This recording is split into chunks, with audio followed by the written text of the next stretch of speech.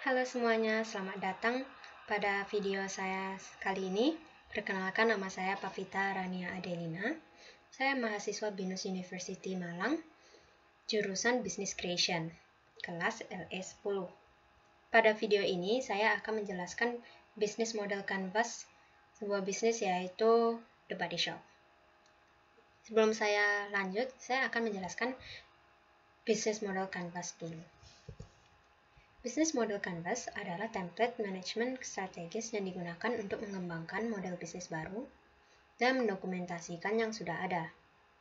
Bisnis model Canvas ini digunakan untuk mengidentifikasi produk atau layanan, mengidentifikasi target pasar, dan mengidentifikasi biaya yang diantisipasi.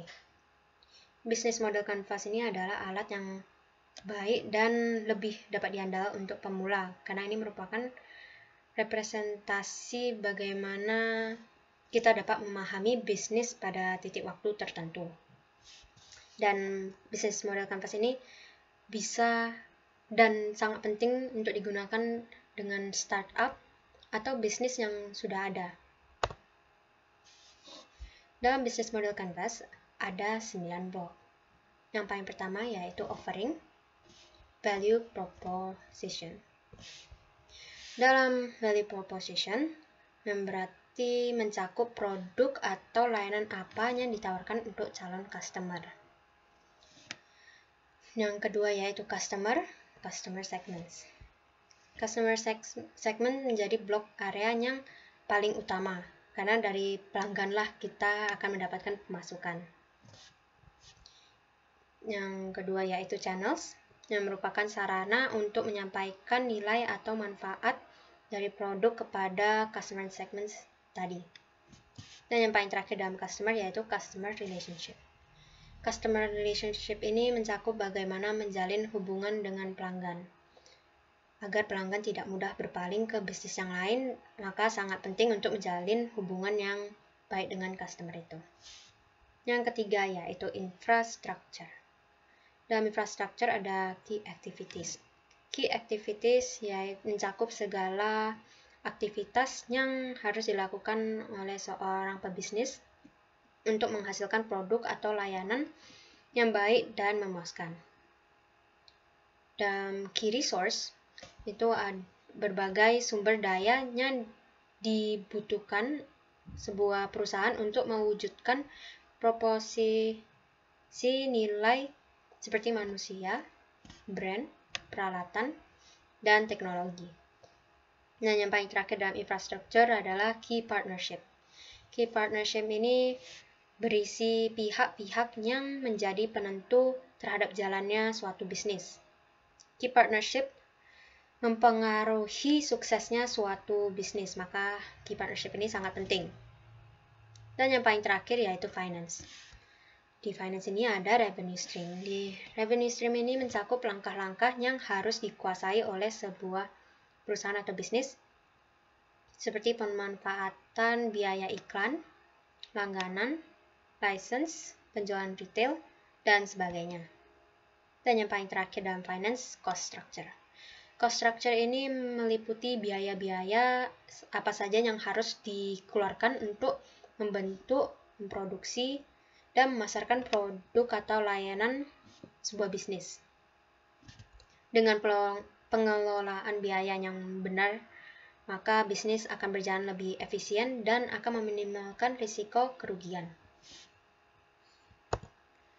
Oke, sekarang kita akan melanjutkan ke bisnis model Canvas The Body Shop. Yang paling pertama yaitu key partnership mereka, yaitu bermitra dengan vendor untuk menyediakan bahan baku hingga barang setengah jadi. Bermitra dengan distributor agar konsumen dapat mendapatkan produk dengan cepat. Afiliasi kerjasama dengan perusahaan lain.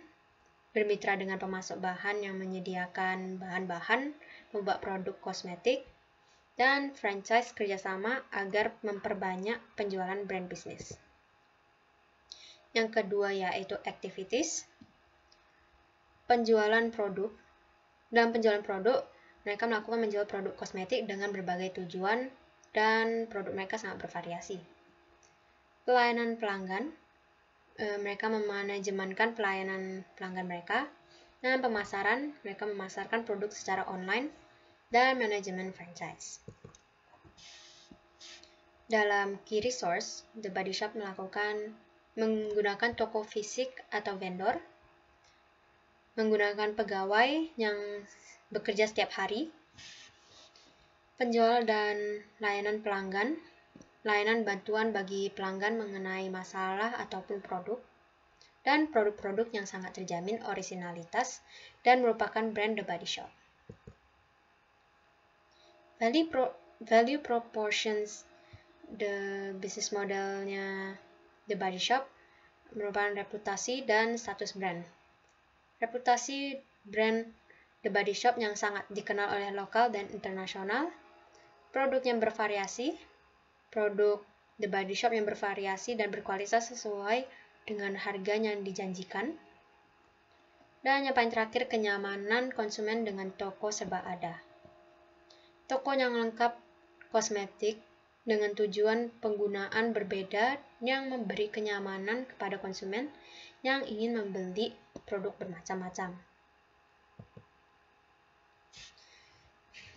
Pada blog Customer Relationship The Body Shop, mereka melakukan promo-promo pada hari dan produk tertentu, hadiah-hadiah tertentu yang dapat diperoleh pada pembelian tertentu, memiliki program loyalitas untuk konsumen setia, memiliki program membership untuk diskon yang menguntungkan juga.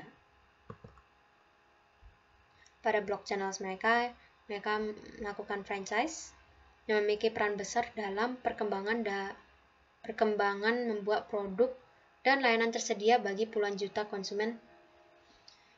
Website yang memiliki peran sebagai tempat penjualan dan pemesanan online.